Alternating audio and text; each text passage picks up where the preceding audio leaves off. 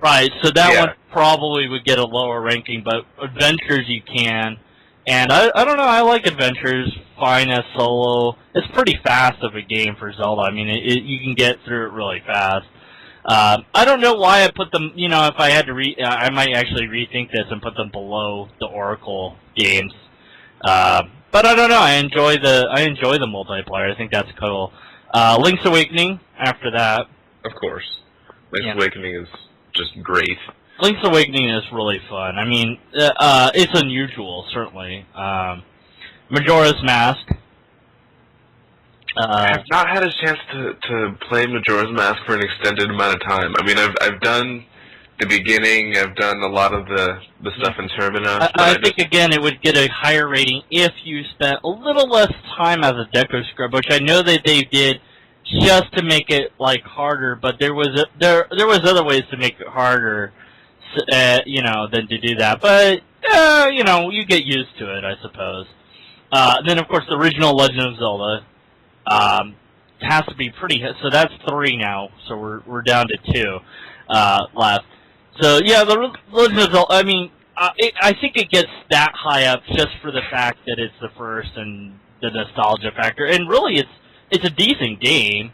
It is. It's a great game. It's a great game. I mean, you can do a lot of weird things. You can go all the way to Ganon without a sword. You can, you know, play the dungeons in weird orders. You know, there's all sorts of weird. You can beat the game with 1 heart if you want to. Well, in the second quest, you can.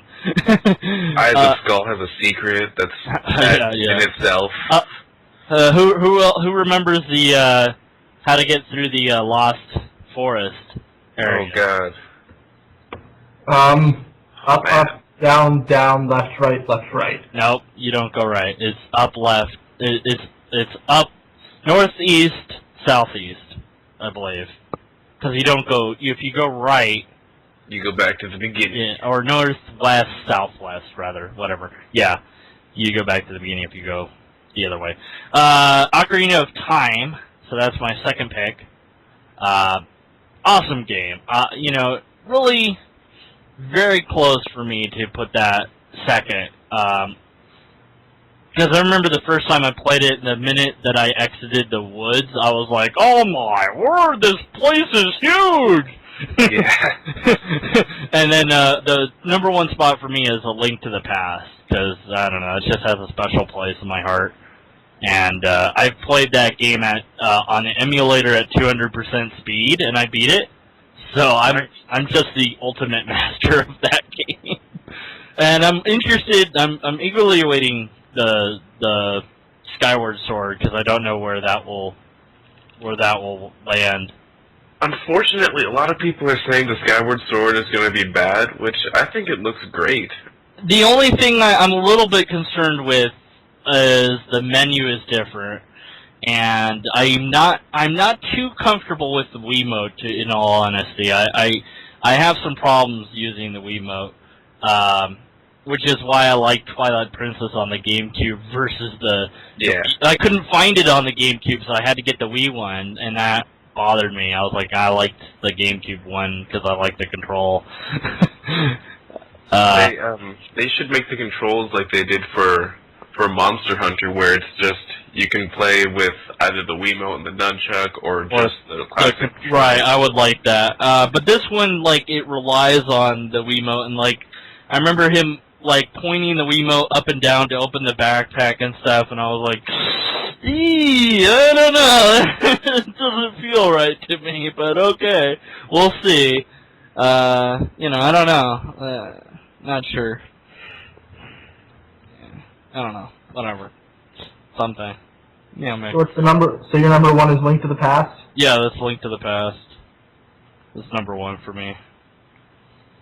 What would you put number 1 if you've have you? I don't know if you've played them all, but I think my number 1 is probably freshly picked Tingle's Rosy Rupee Land. oh, definitely. You know, I had a friend that actually reviewed that and played that game. Yeah, I own it. It's fantastic. It's really fun. You just have to kind of ignore that you're playing as Tingle.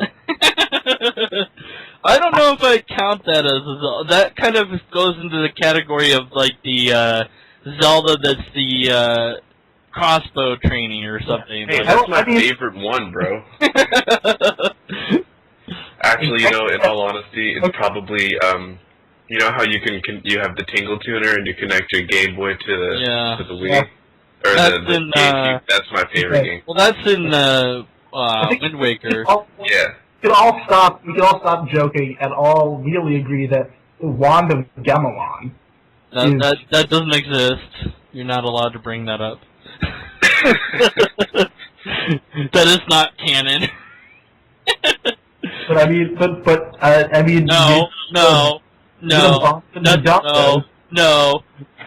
Wand of Gamelon. No, I don't want to hear anyone say that ever again. It's off limits. Well, excuse me, princess. That's fine. You can reference the cartoon. What is up with... I mean, he never, ever got a kiss from her. That was just, come on, man. Aren't they... I mean, aren't all Links and Zeldas descended from the same line, supposedly? They're all descended from the Link and the Zelda in the original game. So they're brother and sister. Yeah, which might be why that they're not kissing, which is probably a good thing. You should probably... Look, you're overanalyzing. They're not the same as sister from Monsters. They're just named Zelda and Link. You know what? I don't know, man. Or maybe they're spiritually descended. Like, they're ascended. It just be like the weirdest decision when you decide to name your kid Link. Well, I know you're going to be something special, so you're Link. Well, I very rarely name my main character Link. I'll name him, like, Hero or sometimes Zelda if I want to hear the different music. But, I mean, sometimes, like, my first playthrough, I will name him Link. You know what? I got a story about Wind Waker. I beat it, and then you can play it again with the blue pajamas, and then you get to see the text that was Hylian. You now can read it. Yeah. And I got all the way to the end, and it came froze. And I called tech support, and I'm like, what do I do? What do I do? They're like, well, you gotta clean it, whatever. I'm like, I don't want to turn it off. I want to see if there's a different ending. And they're like, well, you can clean it. And they told me how to clean it. And so I took the disc out, and I cleaned it, and I dried it, and I put it back in. And it went through the credits. So I'm like, yeah, it works. And they're like, what? You didn't turn it off? I'm like, no. Like, heck no.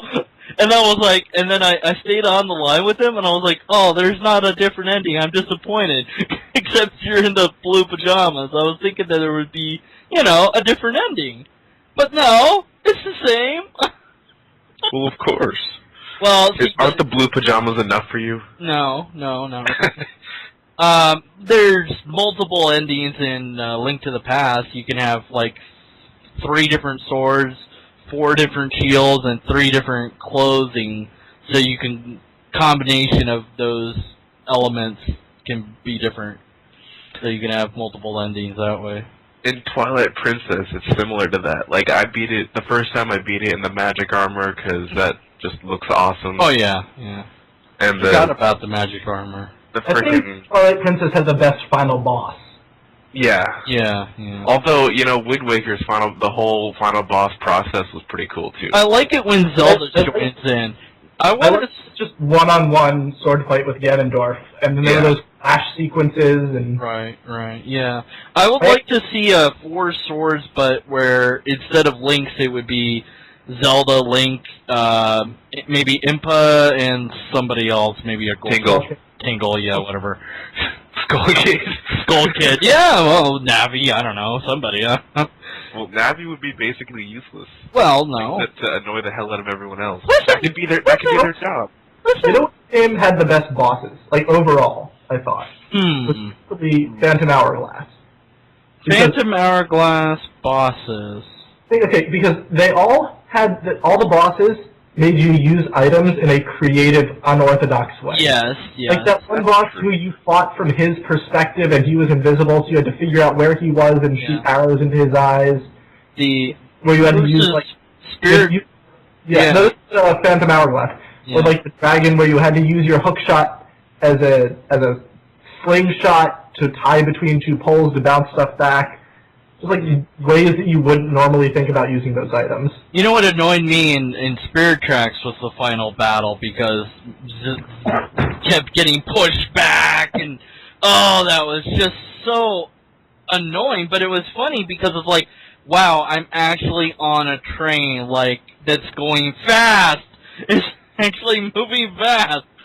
Yeah, I just hated Spirit Tracks. Everything about it was terrible. I mean, they took out the exploration from a Zelda game. Yeah, because I mean, the portals didn't help, and that's the one thing you can do to destroy a Zelda game is make everything on a set track. Yeah, well, I mean, but the dungeons were okay. I mean, I liked the tower, how that functioned. I liked that a little bit better than I did the Phantom Hourglass, where you're going through the same thing over and over again. I liked that you could control one of the knights. I thought that was kind of neat, because it almost felt like Zelda was actually helping you. She kind of is, but she's like the Full Metal Alchemist Zelda now, because she's stuck in armor, I guess. I liked that you could switch armors and have different powers that way, but, like I said, I just really think it'd be cool to have Zelda be a playable character. And maybe Ganon. Like, one player would be Ganon and he could set up traps. Will you, try to, conquer the traps or something?